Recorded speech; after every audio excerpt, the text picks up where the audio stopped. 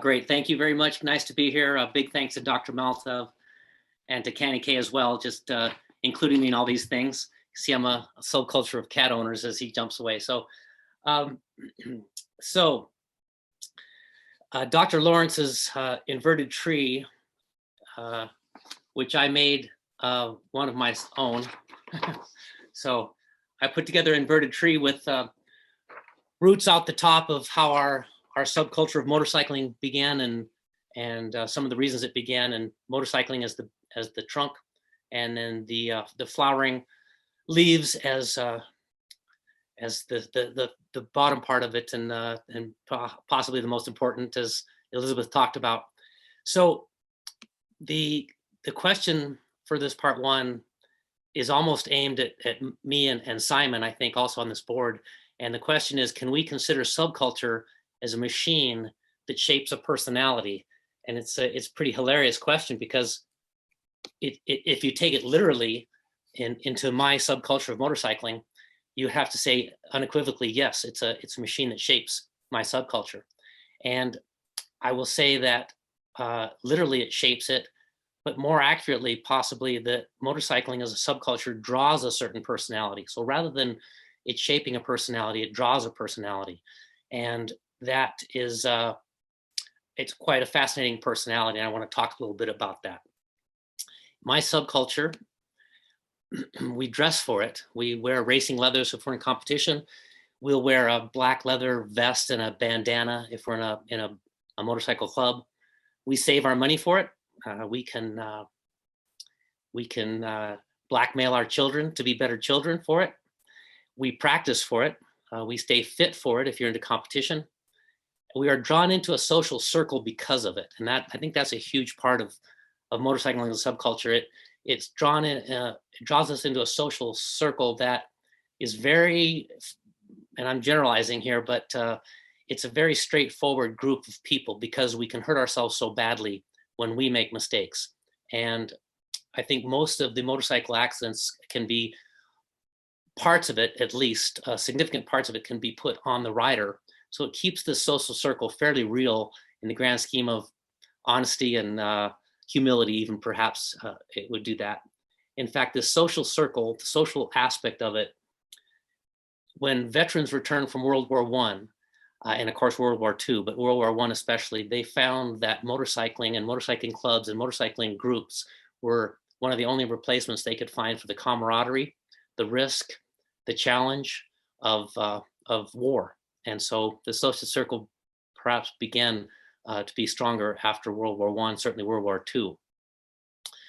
In the subculture of mine, we join smaller and smaller subcultures. We become a Ducati club member. We might race vintage motorcycles. We are on Facebook pages for retired motorcyclists in our area. We might start a shop that specifically works on Hondas. We might believe in one engine type. We might only be a two-stroke motorcycle enthusiast subculture. And there's a forum for every motorcycle model made. So the subculture breaks down into amazing smaller subcultures. The roots of the tree, I have to say that we all join the subculture based around a single root, and that is the machine. But that is admittedly a small view, because I am lucky enough to live in America and use motorcycling as a joyful getaway, as opposed to many people in the world who use motorcycling as a tool.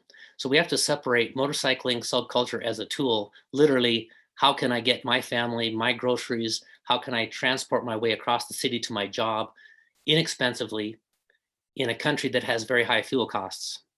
And Vespa might have been the first to recognize that particular tool-like subculture when they in 1949, they launched a scooter that was very usable, very easy to ride, brakes on both sides of the handlebars, no clutch, no shifting.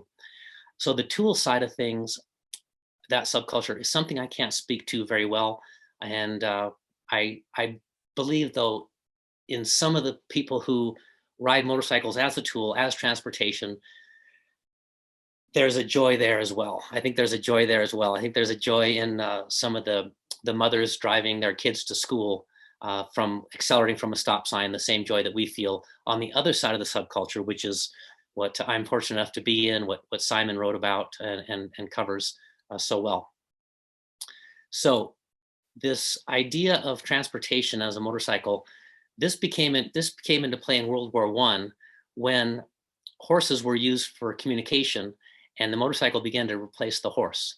In World War II, I think Triumph sold 500,000 motorcycles as communications devices. So this tool idea extends into even larger bikes than scooters. And you've got to think at some point, some of these soldiers who were communicating and taking messages via the motorcycle enjoyed the heck out of it, and that's been shown in some movies. So this idea that got away from motorcycles as a tool, this subculture began at different times around the world. And in America, it might have been an earlier change than most countries. As the veterans returned and found camaraderie, there's a hot rodding theme in America where we can't really leave anything alone. We've got to kind of put an exhaust system on it or change the paint. Then in 1959, a movie called The Wild Ones with Marlon Brando came out, and that it identified a subculture of freedom. And in the 1960s, I would have to say that the subculture of motorcycling based around the machine became an icon of freedom, an icon of individuality. Honda launched an ad campaign called "You Meet the Nicest People on a Honda." If you remember those, that was in America. You meet the nicest people on a Honda. There were smiling families on Hondas. There were sexy pinup girls in the ads for Triumph, and it blossomed. This subculture of a tool and transportation from the war blossom into what we enjoy so much today, which is the enthusiast motorcycle subculture. And in that subculture is competition, exploration, certainly affordable transportation, business, whether you own a dealership or like I do, I own a motorcycle riding school. I make a living writing about motorcycling. So in this subculture, all these things started to happen. In the mid 70s, Honda introduced a 750cc four-cylinder motorcycle that was head and shoulders faster than anything out there, more reliable, prettier, and it was followed almost immediately by Kawasaki's KZ900, a 900cc four-cylinder superbike term, and suddenly competition that had started. The joke is that motorcycle competition started when the second motorcycle was made. So the subculture of competition took a huge step as it got into the 30s and 40s and 50s, and then Honda and Kawasaki really put performance in our hands, in the hands of the enthusiast rider who wanted to go faster, wanted to have the subculture of freedom at their hands. My life is completely surrounded around the subculture of motorcycling. I met my wife at a racetrack. My best friends are motorcycle road racers. Someone commented the other day that all your friends are motorcycle road racers because that is a subculture of people that I like. That is the personality of people I like. Very straightforward, relying on performance, lap times, and finishing positions. No matter how much you talk, no matter how much you brag about yourself as a motorcycle road racer, you cannot win without having the techniques and the skills and the risks and the intelligence and the guts and all the things that we have. It's my business. I own YCRS, and I'm an instructor. So my subculture is my life, and it is one of the reasons that I wanted to participate in this board. All that said, even though my subculture is relatively narrow, it is the performance side of things. I don't have a slow motorcycle. I don't want a slow motorcycle. It still builds toward the fruits of this tree, and that is transportation. I have a cross-country bagger, they call it, cross-country bags. It's my business. I make a living doing it. It's my social and my family. It's my individualism. It's my helmet therapy that we call it in a motorcycle, our chance to close our helmets and be alone, helmet therapy. So it's my individualism. It is my competition. I still road race even at my advanced age. And it is my leisure. It's my getaway. It's my chance to have my therapy. My father was in the subculture. My mother joined the subculture at the age of 53 when she got her motorcycle license. And I had a dirt bike since I was 12. When I entered the subculture at 12, I was not aware that I was in a subculture. And the more I was in the subculture, the more I saw that it is truly a unique, wonderful subculture to be in. And I'm almost done. It's based around a machine that is inherently dangerous.